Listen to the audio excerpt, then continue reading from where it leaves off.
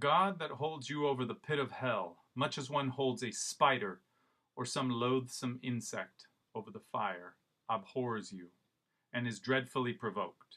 His wrath toward you burns like fire. He looks upon you as worthy of nothing else but to be cast into the fire. He is of purer eyes than to bear to have you in his sight. You are 10,000 times so abominable in his eyes as the most hateful, venomous serpent is in ours. Hi, welcome to week 3. Those are the words of Jonathan Edwards in a sermon called Sinners in the Hands of an Angry God. That's kind of shiny because it's, shiny, but that's okay. This is what Edwards looked like a little bit. You can look him up on your own. He's a part of a movement that is important in this era that we're starting to talk about, and that movement is called the Great Awakening. We're really focusing this week on Benjamin Franklin, but we see Franklin as a part of a larger system, and that system of the 18th century, of the 1700s, is inseparable from a series of events that very gently, sort of just subtly, push the colonists toward becoming more American and less British. Slightly more American, slightly less British. One of those, then, is this Great Awakening. It's a series of religious revivals started by people like Edwards, started and then pushed along by someone you'll read about in Franklin this week, and that is George Whitefield. So Whitefield and Edwards and others are preaching a new type of Christianity, or at least a revival type of Christianity. They want to work a reform within their midst and have people's hearts change, bring them out, and change their faith, renew their faith, because they felt that that original Puritan mission was gone. And in a lot of ways, it was. People still were attending church, but there wasn't the same sort of spiritual awareness and spiritual mission that the early generations of Puritans had. So Edwards comes along with those kind of words that I read for you. Did they scare you? They were supposed to scare parishioners in the 18th century. He also says in that same sermon, the bow of God's wrath is bent, meaning God has a bow and arrow and it's bent, and the arrow is made ready on the string. And justice bends the arrow at your heart and strains the bow, and it is nothing but the mere pleasure of God, and that of an angry God, without any promise or obligation at all, that keeps the arrow one moment from being made drunk with your blood. So Edwards wants to work a change in people, and he does. He really scares people, not only with the words, but also with the tone, because he doesn't have much intonation or much sort of fire and brimstone in his preaching the way that others of the Great Awakening did.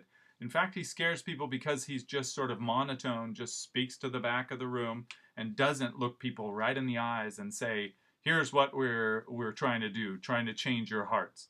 He doesn't do that, and that itself kind of scares people. He uses a word in here, abominable, that is a great word, don't you think? And this part of week 3, then, abominable, which is something that's awful, something that's hateful. So you might say, my teacher did something this week that was just abominable, and that would be a great sentence. So here's the reason I'm telling you the word abominable. It's our secret word of the week, and by secret word, here's what I mean. Shh, don't tell anybody. But on the blog this week, when you're writing, I want you to use the word abominable, and I want you to put it in all caps. And then if somebody didn't watch the whole video, it will just be funny because they'll see all of your responses with the word abominable in all caps, and they won't know why. So just sort of drop it into your blog somewhere as you're responding. You're writing about Franklin. Just say, Franklin did this because of his abominable neighbors. I don't know how you're going to use it. Use it in a sentence this week. In your blog, your response, your own response, or your response to other people. I don't really care. It'll just be our inside joke. So don't tell anybody. So again, welcome to week 3. What we're talking about then is this Great Awakening that starts to spread throughout the colonies, creates a religious revivalism.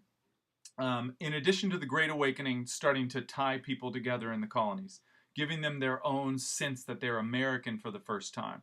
There are other aspects that we might call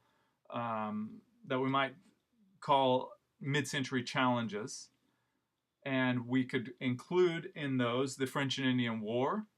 So in 1754, there is a massive, there is turmoil and tension between the French and the British, which there is always turmoil and tension between the French and the British in this era. That results in a war that on the global scale is called the 7 Years' War. Here in the Americas, it's called the French and Indian War, which is kind of a stupid name for a war. It should be called the French and their Indian allies versus the British and their Indian allies. But that would not be a very good name for it either.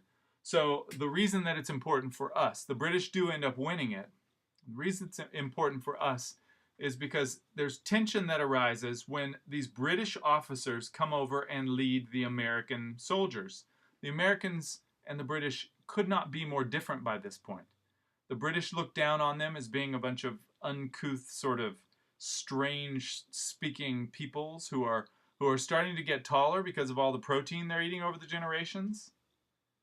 The Americans look at the British as these odd creatures who, some of the officers carry around wine cellars with them behind the troops as they march, which it would be great. But it's very strange if you're living out on the frontier of New York or something, and suddenly you see this sort of elitist British officer, you're not going to get along, and they don't get along at all.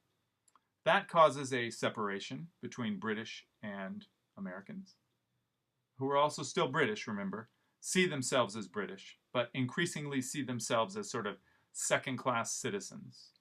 A good example of that is if any goods were spoiled in England, they had no problem simply putting them on a ship and sending them to America, and they would even say, the Americans won't be able to tell. They have such bad taste, just send it to them. They won't even know that it's second class or second-hand goods. So the French and Indian War drives this division, but it does something else. It gets rid of the British, or of the French, out of Canada. So when the British win the war, they also get rid of the Canadians, or the French Canadians, and they make Canada British. And you might think, isn't that a good thing? But remember, before this time, the British colonists always needed protection from those Canadians. They always sensed that out on the frontier are Native Americans, but are also the French. Well, there are no more French on the frontier, or out there anyway. So now, these British colonists can start focusing their energy elsewhere. And where they focus that will be on independence. So our mid-century challenges to British authority then include the Great Awakening, which ties the colonies together in one big movement, the French and Indian War, which pushes the colonies apart from the British, and then we have our friend Franklin. So Benjamin Franklin, in this fabulous book that you're going to read this week, continue reading, finish it by the end of this week. Franklin is a wonderful American for us to study. His impact on the colonies is impossible to underplay. We simply can't say enough about how much he changed the colonies. You can see this in his autobiography, I'm sure. You can see how he's the first in the colonies to set up a library, and not first library in the colonies, first one in Philadelphia, sets up a university, puts street lights, paves the roads, has patrols, police patrolling, has trash men cleaning up. All of these things that seem very simple, but would actually have a big impact on your life. One funny thing about Franklin is he would make all of these inventions that he's famous for and that you'll see him talk about a little bit. But he says the one that gave him the greatest satisfaction was... Do you know? I wouldn't have ever guessed this. I hadn't even thought that he had invented it. And the one that gave him the greatest satisfaction is called the harmonica. A-R-M-O-N-I-C-A. You'll see it in one of the videos this week, and it's this fabulous instrument. So look for that. further down on the list. You'll watch this, you'll watch the next video, and then there's a little extra one this week on the harmonica. And then his impact elsewhere in the colonies is incredible also. He would be someone who would really change the image of the colonists for the Europeans. He would tell us or give us all sorts of new areas of emphasis in the colonies.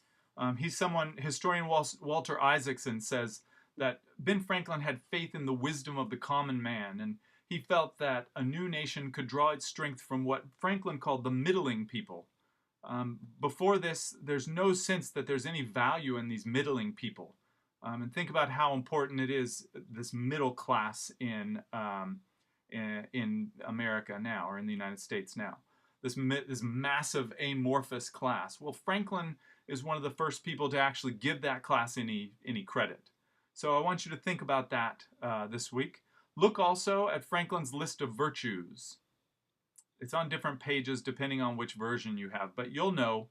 Look at his list of virtues and think about, are those still good to live by? And then I want you to ask somebody. Ask a neighbor, ask a son, a daughter, a mother, a brother, your grocer, your milkman. You don't have a milkman. I miss milkmen. I wish we had milkmen still. Your tailor, your waiter. Should we still be living by this list of virtues that Franklin tries to give us? Is it good to have a list like that? To put that list up on your wall and to say, I'm going to strive for this every day. And then be ready to think about that as you respond to the questions on the blog. Look also at Franklin's interaction with people of faith. Look at his response to George Whitefield and to George Whitefield's preaching. You'll see that. And one of the things you need to remember is Franklin is a deist. And really the essence of his life is that he is a civic-minded man. He's concerned much more with public behavior than with inner piety. That's a very important distinction to make. And even then, even as a deist, someone who doesn't believe in a Christian God by any means, someone who believes instead in a God who creates the universe, sets it in motion, but then doesn't interact with it at all.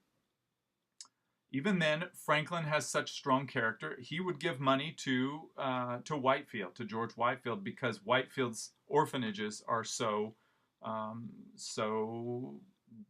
sound, and they are doing good in their world. Franklin would say at one point, if someone comes from Constantinople to preach Mohammedism, we should give that person a pulpit and be willing to listen. He is an absolute paragon of religious freedom, and he believed fully in religious freedom. And that was very clear when the man finally passes away, and when at his funeral, it's not only a funeral march attended by 20,000 people, but it's also that he has a Jewish rabbi helping to carry his casket. He has a Catholic priest. He has Congregationalists and Presbyterians. He has all sorts of different people around him, really representing the fact that he was a great figure who was able to bridge the gap between these different belief systems and focus on something else, on creating the city of man rather than the early Puritans who wanted to create that city of God. So think about that with Franklin this week. And then as you read, think also about the fact that he did run ads for slavery in his newspaper, but that he repents of that. He actually would be the first president of the American Abolition Society, and he would go before Congress and he would speak and say, we have to end slavery, and it is the great evil of our time, and we have to end it. So I will leave you with that. Enjoy your reading and writing this week, and with that, we will sign off. And also, whoever you are who said I wasn't quite loud enough last week, I didn't get a mic, but I did try to speak louder. Could you tell?